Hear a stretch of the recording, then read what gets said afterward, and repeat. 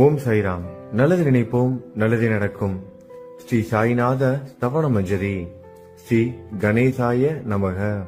எல்லாவற்றிற்கும் ஆதாரமானவனே, மயூரேச்சவரா, எல்லாவற்றிற்கும் சாட்சியாக விளங்குபவனே, கௌரியின் புதல்வனே, எண்ணங்களுக்கெல்லாம் அப்பாற்பட்டவனே, பெருத்த வயிறுடையவனே, ஸ்ரீ கணபதியே என்னை காத்தருள்வீர். நீ எல்லா பூதகணங்களுக்கும் முதல்வன், தலைவன். எனவே கணேசன் என அழைக்கப்படுகிறாய். நீ எல்லா சாஸ்திரங்களாலும் ஏற்றுக்கொள்ளப்பட்டவன். புனிதமான முகமுடைய பாலசந்திரனே, சாரதே, வாக்கின் தெய்வமே, நீ வார்த்தைகளுக்கெல்லாம் தலைவி, உலகின் உயிரோட்டத்தின் காரணகர்த்தாவே, நீ படைப்பாளிகளின் இறைவி, நீ எப்போதும் இத்தேசத்தின் அணிகலன், எங்கும் நிறைந்து இருக்கும் எல்லையில்லாத சக்தியே, உலகின் தாயே, உன்னை வணங்குகிறேன். பூரண முழுமையான பரபிரம்மே, மகான்களுக்கு பிரியமானவனே, பண்டரிநாதன் உருவில் வெளிப்பட்ட அவதாரமே, நீ அன்பு கடவுள், எல்லையற்ற கருணையுள்ளம் கொண்டவனே, பாண்டுரங்கா நரகரி. பொம்மலாட்டக்காரன் தன் கையிலுள்ள கயிற்றால் பொம்மைகளை ஆட்டுவிப்பது போல் பிரபஞ்சம் எங்கும் நிறைந்து நின்று உலகை ஆட்டுவிக்கும் ஒரு பொம்மலாட்டக்காரன். உன் மெய்ப்பொருளை உய்த்துணர அறிவியல் ஏடுகளும் புனித நூல்களும் இன்னமும் முயன்று கொண்டுதான் இருக்கின்றன. மெத்த படித்தவர்களுக்கு நீ வெளிப்பட்டதே இல்லை. சக்கரபாணியே, அத்தகைய அறிவற்றவர்கள் வெறும் வார்த்தை ஜாலங்களிலேதான் சிக்குண்டவர்கள். மகான்கள் மட்டுமே உன்னை உணர்வார்கள். மற்றவர்கள் குழப்பமடைந்து உள்ளார்கள். உனக்கு பக்தியோடு கூடிய சாஷ்டாங்க நமஸ்காரத்தை செய்கிறேன். 5 முகங்கள் கொண்ட சங்கரனே, மனித மண்டை ஓடுகளாலான மாலை அணிந்தவனே, நீலகண்டனே, திகம்பர ஓங்கார வடிவானவனே, பசுபதியே, எல்லா நேரங்களிலும் எவருடைய உதடுகள் உன் பெயரை உச்சரிக்கிறதோ அவர்களது உலகியல் துன்பங்கள் உடனடியாக நீங்கிவிடும்.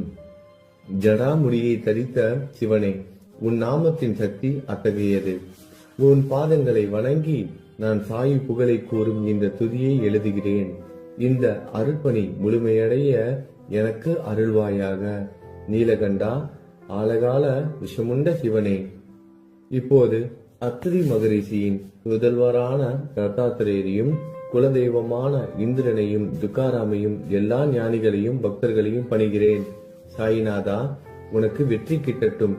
பாவிகளை கடை தேற்றும் கருணை உள்ளவரே, உங்கள் பாதங்களில் என் தலையை வைத்து இருத்தி வேண்டுகிறேன். உன் பாதுகாப்பை எனக்கு அருள்வாய். நீ முழுமையான பரபிரம்மம், ஆனந்தத்தின் இருப்பிடம். நீயே விஷ்ணு, மனிதர்களுள் தலை சிறந்தவர். மன்மதனை எரித்த உமையொரு பாகனும் நீயே. நீ மனித வடிவில் தோன்றிய இறைவன், அறிவு என்னும் ஆகாயத்து சூரியன். நீ கருணை கடல், நீ பிறவி பிணிக்கு ஒரு அருமருந்து. நீ ஏழைகளுக்கும் கீழ்த்தட்டு மக்களுக்கும் விரும்பியதை கொடுக்கும் சிந்தாமணிக்கல். நீ உன் பக்தர்களை பரிசுத்தப்படுத்தும் தெய்வம். உலக வாழ்க்கை என்னும் சம்சார கடலில் மூழ்குபவர்களை காப்பாற்றும் ஓடம். நீ அஞ்சுபவர்களின் புகலிடம். நீ இந்த பிரபஞ்சம் தோன்ற முதற் காரணமான பரிசுத்த பேரின்ப பேருணர்வு சைதன்யம். நீ கருணையே உருவானவன். உனது பலவிதமான வெளிப்பாடுகளில் இந்த உலகமும் ஒன்று. நீ பிறப்பற்றவன், சாவும் உன்னை தொட முடிவது இல்லை. என் நீண்ட ஆழமான சிந்தனைக்கு பின் வெளிப்பட்ட கருத்தே இது. பிறப்பு இறப்பு என்பவை அஞ்ஞானத்தால் தோன்றும் வெளிப்பாடே. மகாராஜா, நீங்கள் இறப்பும் பிறப்பும் மற்ற சுதந்திர பறவை. தண்ணீர் நீரூற்றாக தோன்றினால் அதன் ஆதாரம் அங்கு இருப்பதாக அர்த்தமா? ஏற்கனவே அங்கு அது நிரம்பி இருந்தது. பூமியின் உள்ளே இருந்தது, ஊற்றாக வெளியே வந்தது, அவ்வளவுதான். மணற்படுகையில் நீர் ஊற்றாக வெளிப்பட்டதும் அது நீரோடை என்ற பெயர் பெற்றது. அதன் சரியான பெயர் ஊற்று. தண்ணீர் இல்லாவிட்டால் அது வெறும் மணற்படுகையே. அந்த மணற்படுகையில் தண்ணீர் ஊற்றாக வந்தாலும் அல்லது வற்றி போனாலும் தண்ணீருக்கு அதனால் ஒன்றும் ஆவது இல்லை. ஏனென்றால் தண்ணீர் அந்த மணற்படுகைக்கு எந்த விதமான முக்கியத்துவமும் கொடுப்பது இல்லை.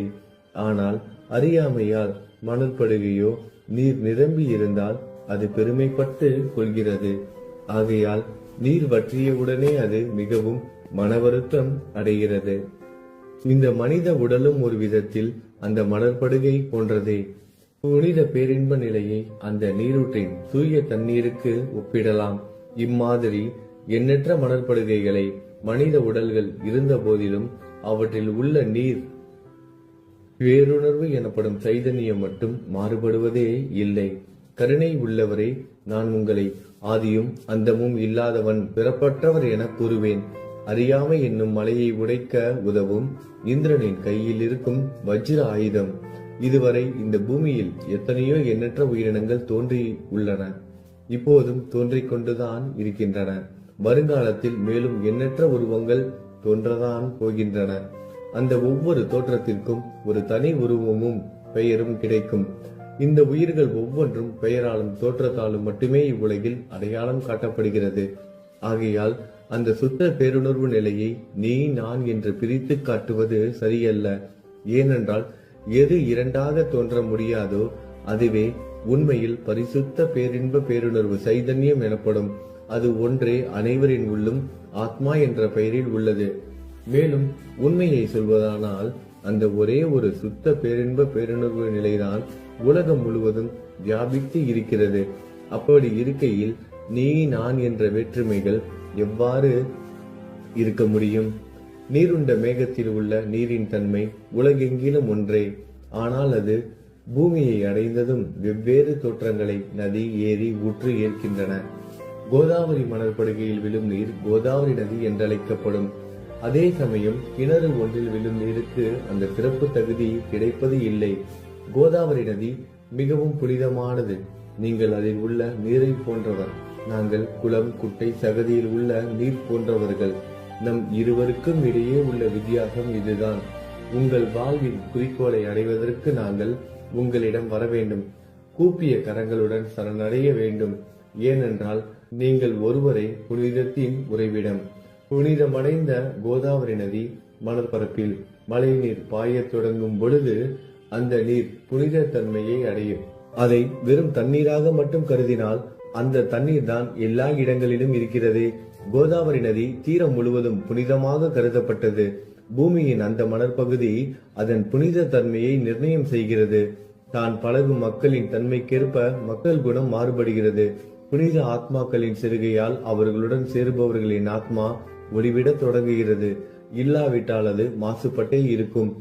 நீருண்ட மேகத்தில் நின்று கீழே விழுந்த நீரின் புனித தன்மையை எந்த பூமியின் பகுதி மாற்றவில்லையோ அந்த பகுதியை சாஸ்திரம் அறிந்தவர்கள் கோதாவரி என்று கூறுகிறார்கள். மற்ற பகுதியில் விழுந்த நீர் அந்த பகுதியில் உள்ள மண்ணின் குணத்தை ஏற்றுக்கொண்டது, புனித தன்மையை இழந்தது. மேகத்தில் இருந்த பொழுது பரிசுத்தமாக இருந்த நீர் அசுத்தமாகவும் கசப்பாகவும் உப்பாகவும் மாறிவிட்டது. 6 வித உட்பகைகளை அகற்றி காமம், கோபம், பேராசை, வெறுப்பு, அகங்காரம், பொறாமை புனித உடலெடுத்து வந்த குருதேவா தங்களை புனித மகான் என்று அழைப்பதே சாலப் பொருந்தும். ஆகவே நீங்களே புனித கோதாவரி. நீங்கள் கூடம் போடப்பட்டதாலேயேதான் நான் உங்களை புனித கோதாவரியாக உருவகம் செய்கிறேன். இயங்கும் அத்தனை படைப்புகளிலும் நீங்கள் சிறப்புற முதன்மை பெறுகிறீர்கள். பிரம்மா உயிர்களை படைக்க ஆரம்பித்ததிலிருந்தே உலகம் தோன்றியது முதல் கோதாவரி நதி இருக்கிறது. நீர் நிறைந்து பாயும் அந்த நதியில் இன்று வரை தண்ணீர் வற்றியதே இல்லை. ராவணனின் எதிரியான ராமர் கோதாவரி நதியின் கரைக்கு வந்தபோது ஓடிக்கொண்டிருந்த தண்ணீர் இன்று வரை அதே இடத்தில் எப்படி இருக்க முடியும் என்று சற்றே யோசித்து பாருங்கள். கோதாவரி நதியின் மணற்படுக்கை மட்டும் அதேதான். தண்ணீர் கடலை சென்றடைந்து விட்டது. ஆனால் அந்த கோதாவரி நீர்ப்படுகையுடன் புனிதத்தன்மை மட்டும் என்றுமே மாறாமல் இன்று வரை அப்படியே உள்ளது. ஒவ்வொரு வருடமும் பழைய நீர் வெளியேறி புதிய நீர் அதற்குள் பாய்கிறது. உங்களுக்கு தெரிந்த வாழ்க்கை நீதிதான் அது. ஒரு நூற்றாண்டை ஒரு ஆண்டாக கணக்கிட்டால் அந்த நூற்றாண்டில் தோன்றிய முனிவர்கள் பாயும் நீரை போன்றவர்கள். அவர்களில் மிகப்பெரிய மகான்கள் அந்த நீரில் தோன்றும் அலைகள் போன்றவர்கள். இந்த புனித கோதாவரி நதியில் முந்தைய நூற்றாண்டுகளில் சனாதர், சனதர், சனந்தனர் போன்ற மகான்கள் வெள்ளமாக தோன்றினார்கள். பிறகு நாரதர், தும்ரு, துருவன், பிரகலாதன், மகாபலி சக்கரவர்த்தி, சபரி, அங்கதன், வாயுகுமாரனான அனுமான், விதுரர், கோபர்களும் கோபியர்களும் வெள்ளமாக தோன்றினர். இவ்வாறு இன்று வரை கடந்த நூற்றாண்டுகள் ஒவ்வொன்றிலும் ஒன்றன் பின் ஒன்றாக மகான்களாகிய வெள்ளம் தோன்றியது.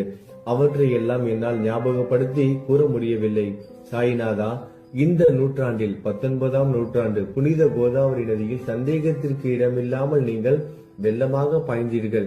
எனவே உமது தெய்வீகமான பாதங்களை வணங்குகிறேன் மகாராஜா. நான் செய்யும் தவறுகளை உங்கள் கவனத்தில் வைத்துக் கொள்ள வேண்டாம் என மன்றாடி கேட்டுக்கொள்கிறேன். நான் ஒரு எளியவன், அறியாதவன், தீய குணங்கள் கொண்ட மிகப்பெரிய பாவி. என்னை புறம் தள்ளி விடாதீர்கள், கைவிட்டு விடாதீர்கள். மட்டமான உலோகத்தையும் தங்கமாக மாற்றும் சக்தி கொண்ட ரசவாதக்கல் இரும்பினுடைய இயற்கையான தன்மைகளை பொருட்படுத்துவது இல்லை. கோதாவரி நதி தன்னுள் கலக்கும் சிறு ஓடைகளை திருப்பி அனுப்புவது இல்லை. அநேக தீய குணங்களை என்னுள் கொண்டவன் நான். உங்களது கருணை மிகுந்த பார்வையால் அவற்றை சடுதியில் அழித்து விடுங்கள். இது மட்டும்தான் உங்கள் அடிமையான தாசனேவின் வேண்டுகோள். ரசவாத கல்லின் தொடர்பு ஏற்பட்டும் இரும்பின் இயற்கை தன்மைகள் அளிக்கப்படாவிட்டால் குருதேவா, அது ரசவாத கல்லின் பெருமைக்கு இழுக்கு அல்லவா? என்னை பாவியாகவே இருக்கும்படி விட்டு விடாதீர்கள். தங்களை குறைவாக மதிப்பிட்டுக் கொள்ளாதீர்கள். நீங்கள் ரசவாத கல், நான் இரும்பு. எனக்கு ஏற்படும் இழிவுகள் தங்களுக்கு ஏற்படும் இழிவுகள் அல்லவா? ஒரு குழந்தை தவறு செய்து கொண்டேதான் இருக்கிறது. ஆனால் அதற்காக தாயார் கோபமடைவது இல்லை. இதை தாங்கள் நினைவில் வைத்துக் கொண்டு எனக்கு உங்கள் அருள் ஆசிகளை தாருங்கள். சத்குரு சாய்நாதா, நீங்கள் எனது கற்பக விருட்சம், சம்சார கடலை கடக்க உதவும் கப்பல். சந்தேகத்திற்கு இடமின்றி நீங்கள் ஒருவர் மட்டுமே என்னை கடை தேற்ற முடியும். நீங்கள் எனக்கு காமதேனுவாகிய பசு. நீங்கள் சிந்தாமணிக்கல், ஞானவானில் சூரியன் தாங்கள். நீங்கள் நற்பண்புகளின் சுரங்கம், சொர்க்கத்திற்கு ஏறி செல்ல உதவும் ஏனி நீங்கள். புனித செயல்களின் நிறைகள் நிறைய கொண்டவரை, பரிசுத்தமானவரை, சாந்தி மற்றும் பேரின்பத்தின் மொத்த உருவமே, இரண்டாக இல்லாதவரை, வேறுபாடு இல்லாதவரை, அறிவு கடவுளே, குறைகளற்ற முழுமையான அறிவாக உருவெடுத்தவரே, மனிதர்களில் உன்னதமானவரே, சாந்தி மற்றும் மன்னிப்பதின் உறைவிடமே, பக்தர்களின் அடைக்கலமே, என்னை ஆசீர்வதியுங்கள், என்னை ஆசீர்வதியுங்கள். சத்குரு மச்சீந்திரநாதர். கலியுகம் ஆரம்பித்தவுடன் மகாவிஷ்ணுவால் உலகம் உய்ய அனுப்பப்பட்ட 9 நாதர்களில் ஒருவர் நீயே. சிவன் நெற்றிக்கண்ணை திறந்தவுடன் அந்த அக்னியில் தோன்றிய மகாத்மா ஜாலந்தரும் நீயே. நீங்கள் மகாராஷ்டிராவில் தோன்றி பக்தி மார்க்கத்தை பரப்பிய ஞானிகள் நிவர்த்திநாதர், ஞானேஸ்வரர், கபீர்தாசர், ஷேக் முகமது, ஏகநாதர். நீங்கள் போதவா தத்தகுருவின் குரு நீங்களே. பண்டரிநாதரின் அடியவர் சாவதா மாலி. நீங்கள் உண்மையில் ஆஞ்சநேயரின் மறு அவதாரம் ராமதாசர். நீங்கள் மகாராஷ்டிர ஞானி பாண்டுரங்கன் மீது அபகங்கள் என்னும் கீர்த்தனை நிறைய இயற்றிய துகாராம். சாயிநாதா, நீங்கள் முஸ்லிம் ஞானி ராம பக்தர். நீங்கள் தத்தாத்திரேயரின் மறு அவதாரம் மாணிக் பிரபு. உங்களது இன்றைய அவதாரம் தோற்றம் மற்றும் உங்களுடைய எண்ணற்ற தன்மைகளை புரிந்து கொள்ள உண்மையில் கடினமாக இருக்கிறது. உங்களது ஜாதி குலம் பற்றிய எதையும் நீங்கள் எவருக்கும் வெளிப்படுத்தியது இல்லை. சிலர் உங்களை முஸ்லீம் என்கிறார்கள், சிலர் உங்களை பிராமணர் என்கிறார்கள். கிருஷ்ணரை போன்று எண்ணற்ற தெய்வீக லீலைகளை செய்வதெல்லாம் உங்களுக்கு ஒரு விளையாட்டு. ஸ்ரீ கிருஷ்ண பரமாத்மாவை பார்த்து உயிர்த்துணர்ந்த பல்வேறு மக்கள் பலவிதமான பெயர்களிட்டு அவரை அழைத்தனர். சிலர் அவரை யது குலத்தின் அணிகலன் என்றார்கள். சிலர் அவரை மாடுகள் மேய்க்கும் இடையன் என்றனர். யசோதை அவரை பச்சிலம் குழந்தை என்றாள். கிருஷ்ணனின் மாமனாகிய கம்சன் அவரை மகா காலன், உயிரை குடிக்கும் யமன் என்றான். அர்ஜுனன் அவரை எங்கும் நீக்கமர நிறைந்துள்ளவர் என்றான். அவ்வாறே குருநாதா, ஒவ்வொரு மனிதனின் மனநிலைக்கு ஏற்ப, அவரவர் எண்ணங்களுக்கு ஏற்ப உங்களுக்கு பெயர்களை சூட்டினார்கள். மசூதி நீங்கள் வாழும் இருப்பிடம். உங்கள் காதுகள் குத்தப்படவில்லை. இந்து மத வழக்கப்படி காதுகள் குத்தப்பட வேண்டும். பாத்தியா ஓதுவதை பார்த்து நீங்கள் முஸ்லிம் என்று கூறுவது பொருத்தமானதே.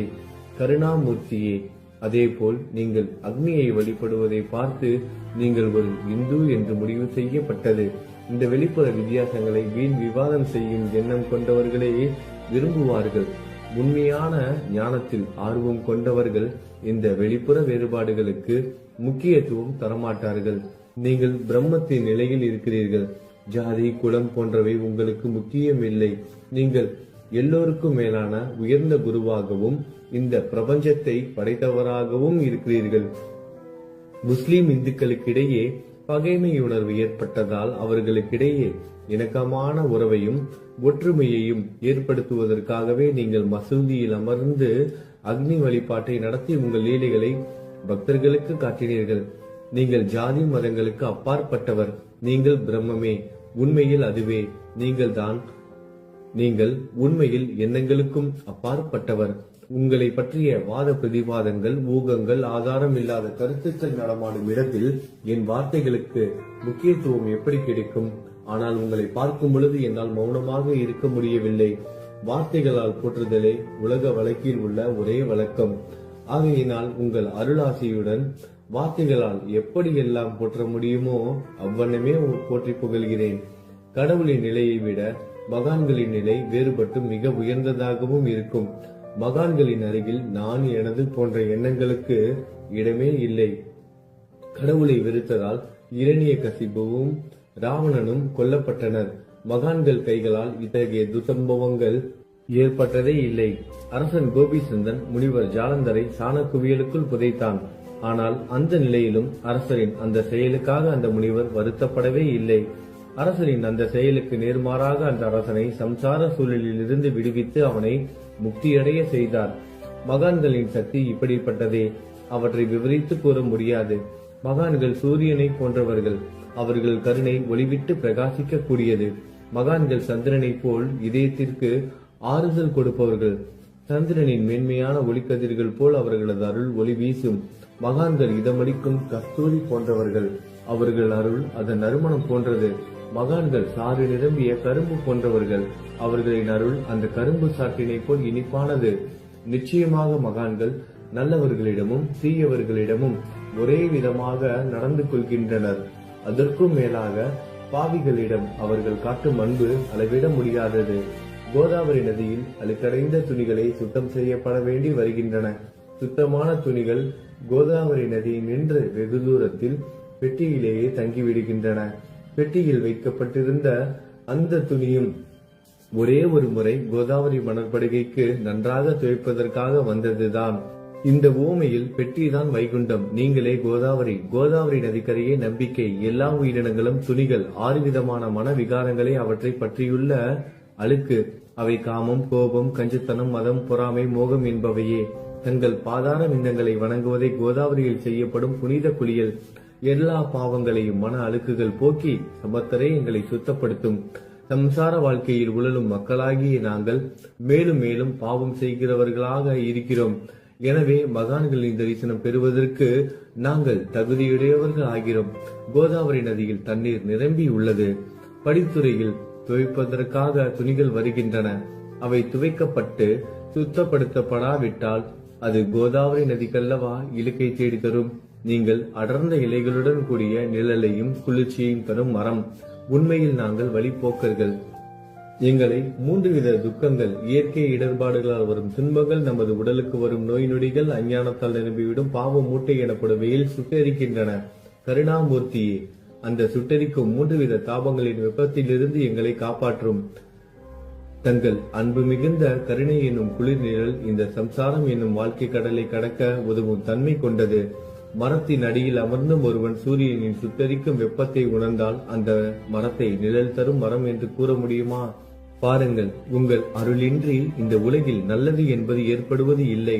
எனவே தர்மத்தை நிலைநிறுத்துவதற்காக சேஷசாயி பாம்பு படுக்கையில் இருப்பவனே அர்ஜுனனுக்கு நண்பனாக, வழிகாட்டியாக மற்றும் ஆன்மீகவாதியாக மாறினார். சுக்ரீவனின் அன்பினாலேயே விபீடனன் அரசன் ராமனின் நட்பை பெற்றான். ஸ்ரீ ஹரியும் மகான்கள் மூலமாகத்தான் பெருமை பெற்றார். பிரம்மம் உருவமற்றது. எனவே வேதங்களால் அதை வர்ணிக்க முடியவில்லை. பூமியில் அதை மனித உருவில் தோன்ற வைத்து மகான்கள் அதன் உருவமற்ற தன்மையை மாற்றினர். தாமாஜி என்ற பக்தருக்காக பாண்டுரங்கனை ஒரு தாழ்த்தப்பட்ட குலத்தில் பிறக்க வைத்தார். சோகமேளா என்ற பக்தருக்காக உலகின் தெய்வமாகிய இறைவனை இறந்த எருமைகளின் உயிரற்ற உடல்களை எடுக்க வைத்தார். மகான்களின் பெருமையை உணர்ந்த இறைவன் தண்ணீர் சுமந்து உழைத்தார். உண்மையில் மகான்கள் எல்லாவற்றையும் தாங்கும் சக்தியும் சச்சிதானந்த பிரபுவும் ஆகிய இறைவனின் எஜமானர்களே. இதற்கு மேலும் சொல்வதற்கு ஏதும் இல்லை. நீங்களே என் தாயும் தந்தையும். ஷீரடி கிராமத்தில் வசிக்கும் சத்குரு சாயிநாதா பாபா உங்கள் லீலைகளை எவர் ஒருவராலும் உண்மையிலேயே முழுமையாக புரிந்து கொள்ள முடியாது என்கிற போது சாதாரண மனிதனாகிய நான் எவ்வாறு அவற்றை விளக்க முடியும் என்று கூறுங்கள். எல்லா உயிரினங்களையும் காப்பாற்ற நீங்கள் ஷீரடிக்கு வந்திருக்கிறீர்கள். மண் அகல் விளக்குகளில் வெறும் தண்ணீரை ஊற்றி அவற்றை எரிய வைத்தீர்கள். மிக குறுகிய மரப்பலகையை கொஞ்சம் ஊஞ்சல் படுக்கையாக்கி உங்கள் யோக சக்தியை உங்கள் பக்தர்களுக்கு காட்டினீர்கள். அநேக பெண்களின் மலட்டுத்தன்மையை முழுவதுமாக நீக்கினீர்கள். உதியின் மூலம் அநேக பேரின் வியாதிகளை குணமடைய செய்தீர்கள். இவ்வுலக சம்பந்தமான துன்பங்களை நீக்குவது உங்களுக்கு ஒரு பொருட்டே அல்ல.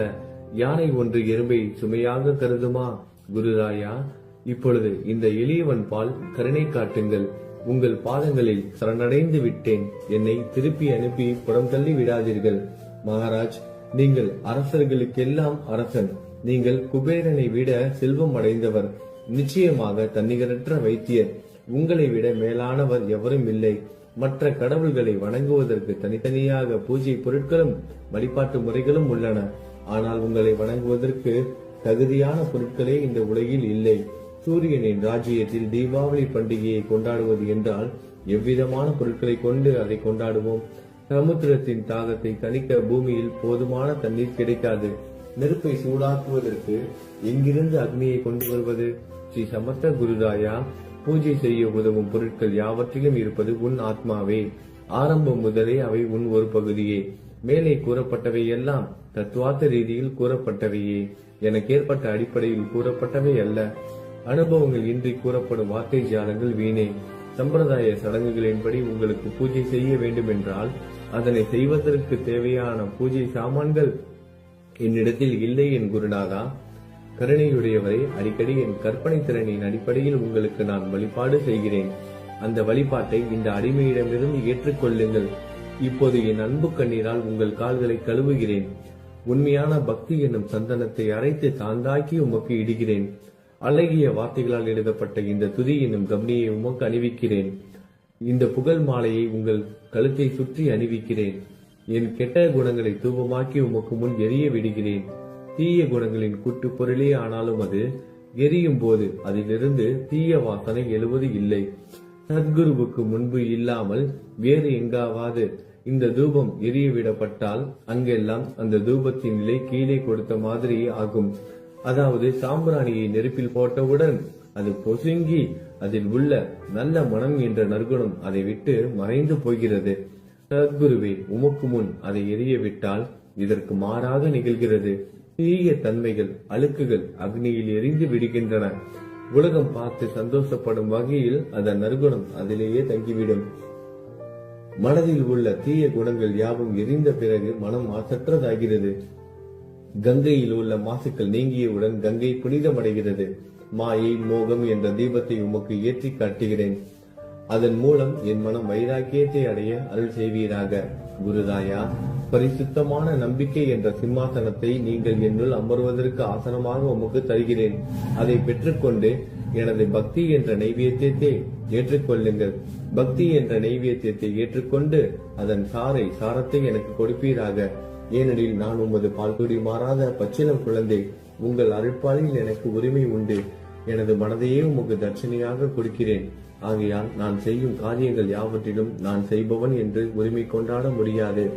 ஏனென்றால் நினைக்கும் மனதை தான் உமக்கு அர்ப்பணித்து விட்டேனே.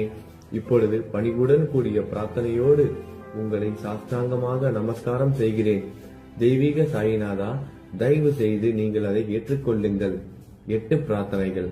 சாயிநாதா, சாந்தமான மனமுடையவரே, அறிவின் சிகரமே, அன்புள்ளம் கொண்டவரே, கருணை கடலே, உண்மையின் உறைவிடமே, மாயை என்னும் இருளை அகற்றுபவரே, ஜாதி மதங்களுக்கு அப்பாற்பட்ட துறவியே, எங்களின் புரிந்து கொள்ளும் திறமைக்கும் அப்பாற்பட்டவரே, அன்பின் இருப்பிடமே, ஷீரடி நாதா, என்னை காப்பாற்றும் ஞான சூரியனே, ஞானத்தை அளிப்பவரே, எல்லாவித நல்ல செயல்களையும் செய்பவரே, பக்தர்களின் மனங்களில் ஒளிரும் பரமஹம்சரே, தங்களை சரணடைந்தவர்களை காப்பவரே, படைக்கும் தொழில் புரியும் பிரம்மாவே நீங்கள், காக்கும் கடவுள் விஷ்ணுவே நீங்கள், 3 உலகங்களையும், பூவுலகம், சொர்க்கம், நரகம், கடைசியில் லயமடைய செய்யும் ருத்திரனும் சிவனும் நீங்களே. நீங்கள் இல்லாத இடமே இந்த பூமியில் ஏது? எல்லாம் அறிந்த இறைவன் நீங்கள். எங்கள் அனைவரின் இதயங்களிலும் வசிப்பவரும் நீங்களே. எனது எல்லா குற்றங்களையும் மன்னிக்க வேண்டும் என வேண்டி கேட்டுக்கொள்கிறேன். அலை அலைகளாக வரும் சந்தேகங்களையும் மனமயக்கங்களையும் போக்குவீராகுக. நீங்கள் பசு, நான் புதிதாக பிறந்த இளம் கன்று. நீங்கள் சந்திரன், நான் சந்திர காந்தக்கல். தங்கள் பாதங்கள் கங்கை நதி, புண்ணியத்தை தருவதால் பணிவுடன் இந்த அடிமை உங்களுக்கு தலை வணங்குகிறேன். உங்கள் கைகளை என் தலைமீது வைத்து ஆசி கூறுங்கள். கவலைகளும் துன்பங்களும் பறந்தோடட்டும். நான் உங்கள் அடிமை. இந்த 8 துதிகளையும் கூறி நான் உங்களை சாஷ்டாங்கமாக நமஸ்கரிக்கிறேன். எனது பாவங்கள், துயரங்கள், ஏழ்மை யாவும் உடனடியாக விலகட்டும். நீங்கள் பசு, நான் கன்று குட்டி. நீங்கள் தாய், நான் உங்கள் குழந்தை. என் மீது கடுமை காட்டாதீர்கள். நீங்கள் மேற்கு தொடர்ச்சி மலைப்பகுதி மலையகிரியில் உள்ள சந்தனம், நான் முள் அடர்ந்த புதர். நீங்கள் புனிதமான கோதாவரி நீர், நானோ பெரும் பாவி. குருநாதா, உங்கள் தரிசனம் கிடைத்த பிறகும் என்னிடம் உள்ள கெட்ட குணங்கள் என்ற அழுக்கு என் மனதிலேயே தங்கி இருக்குமானால் உங்களை சந்தனம் என்று யார் கூறுவார்கள்? கஸ்தூரியின் அருகாமையில் உள்ள மண்ணும் உயர்வாக போற்றப்படுகிறது. மலரின் தொடர்பினால் தானே அதன் நாரும் தலையில் உயர்ந்த இடத்தை பிடிக்கிறது. மலரால் மனம் பெற்ற நாற்போல் மகான்களும் அப்படிப்பட்டவர்களே. அவர்களுடன் தொடர்புடைய எந்த பொருளும் மிகவும் உயர்வாக மதிக்கப்படுகிறது. சிவபெருமான் விபூதி, லங்கோடு, நந்தி ஆகியவற்றை ஏற்றுக்கொண்டதால் 8 திக்குகளிலும் அந்த பொருட்கள் புகழப் பெறுகின்றன. இடையர்களை மகிழ்விப்பதற்காக யமுனை நதிக்கரையில் உள்ள பிருந்தாவனத்தில் உலகிற்கெல்லாம் இறைவன் தகிகாலா உரியடி விளையாட்டு என்ற விளையாட்டை விளையாடினான். அதுவும் அறிவுடையோர் மத்தியில் ஏற்றுக்கொள்ளப்பட்டது. ஆகவே நான் பாவியான போதிலும் உங்கள் சேவையில் ஈடுபட்டு உள்ளேன். குருநாதரே, என் நிலைமையை பற்றி உம்மனதில் எண்ணி பாரும். குருநாதா, லௌகீக உலகிலோ அல்லது ஆன்மீக வழியிலோ எந்த விஷயங்கள் எல்லாம் எனக்கு சந்தோஷத்தை கொடுக்கும் என என் மனம் சந்தேகம் இல்லாமல் நம்புகிறதோ அவற்றை எல்லாம் நீங்கள் எனக்கு அளித்தள்ள வேண்டும். உமது கருணையால் இந்த மாதிரி செய்துவிடும். எனது மனதை அடக்கி விடுங்கள். சமுத்திரங்கள் எல்லாம் தித்திப்பாக மாறினால் பிறகு அவை உப்பு கரிக்குமே என்ற பயம் தோன்றாதே. சமுத்திரத்தை தித்திப்பாக்கும் சக்தி உங்களுக்கு உண்டு. ஆகையால் தான் எனது இந்த வேண்டுகோள். தயவு செய்து இந்த வேண்டுகோளை நிறைவேற்றும். என்னிடம் என்னென்ன குறைகள் உண்டோ அவை அனைத்தும் உங்களுடையதே. ஆத்ம ஞானம் பெற்றவர்களில் முதலிடத்தில் உள்ள உங்களிடம் குறை என்பதை பொருந்தாதே. இப்போது இதற்கு மேலும் நான் ஏன் அதிகம் பேச வேண்டும்? நீங்கள் தான் எனது ஒரே அடைக்கலம். தாயின் இடுப்பில் உள்ள குழந்தை இயல்பாகவே பயமற்று இருக்கும். மகாராஜ், இந்த துதியை எவரவர்கள் அன்புடன் படிக்கிறார்களோ அவர்கள் ஒவ்வொருவரின் ஆசைகளை தயவு செய்து நிறைவேற்றும்.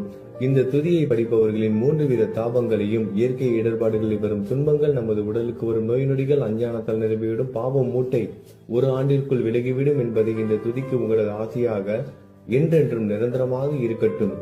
குளித்து முடித்துவிட்டு மனதில் முழுமையான நம்பிக்கையுடன் தொடர்ந்து இந்த துதியை பாராயணம் செய்ய வேண்டும். அப்படி முடியாவிட்டால் வாரம் வாரம் வியாழன் தோறும் சத்குருவை வணங்கி அவர் உருவை தியானம் செய்து கொண்டு இந்த துதியை பாராயணம் செய்யுங்கள். இதுவும் கூட முடியாவிட்டால் மாதம் மாதம் வரும் 2 ஏகாதசி தினங்களில் இந்த துதியை பாராயணம் செய்யுங்கள். இது ஏற்படுத்தும் விளைவுகளை பார்த்து அதிசயப்படுவீர்கள்.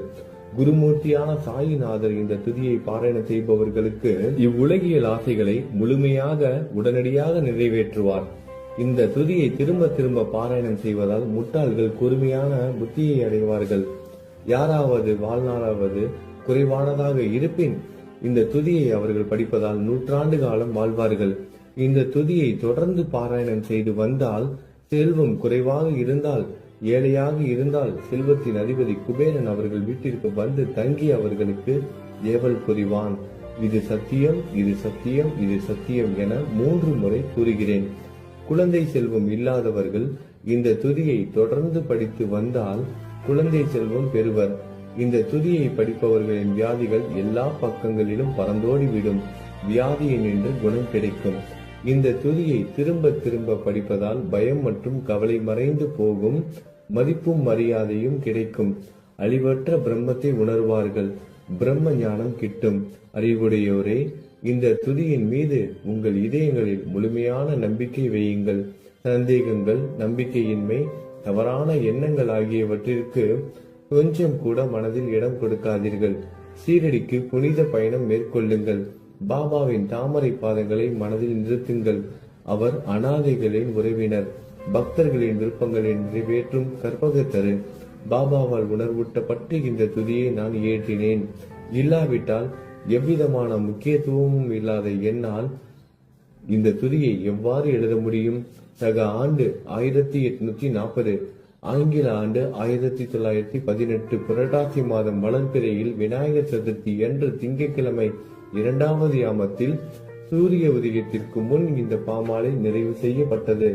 புனிதம் வாய்ந்த நர்மதா நதிக்கரையில் இந்தூருக்கு அருகில் உள்ள ஊரான மகேஸ்வர சேத்திரத்தில் ஸ்ரீ அகல்யாதேவியின் சந்நிதியில் ஸ்ரீ சாய்நாதரை போற்றி பாடும் இந்த தவண மஞ்சரி நிறைவடைந்தது. மகேஸ்வரம் என்ற புனித ஸ்தலத்தில் இந்த துதி நிறைவடைந்தது. ஸ்ரீ சாய்நாதர் என் மனதிற்குள் புகுந்து இந்த துதியின் ஒவ்வொரு வார்த்தையையும் என்னை கூற வைத்தார். எனது சீடன் தாமோதரன் இதை நான் கூற கூற எழுதினான். தாஸ்கனுவாகிய நான் எல்லா ஞானிகள் மற்றும் துறவிகளின் வேலையால் எங்கும் மங்களம் பொங்கட்டும். ஸ்ரீ சாய்நாதரை போற்றி பணிவுடன் எழுதப்பட்ட இந்த ஸ்ரீ சாய்நாத தவணமஞ்சரி என்ற துதி பாராயணம் செய்பவர்கள் சம்சார கடலை கடக்க உதவட்டும். இது ஸ்ரீ பாண்டுரங்கனுக்கு தாஸ்கனுவின் நம்பிக்கை மற்றும் பணிவோடும் கூடிய பிரார்த்தனை. ஓம் சாய்ராம். நல்லதே நடக்கட்டும். ஓம் சாய்ராம். மங்களம் சுபமங்கலம்.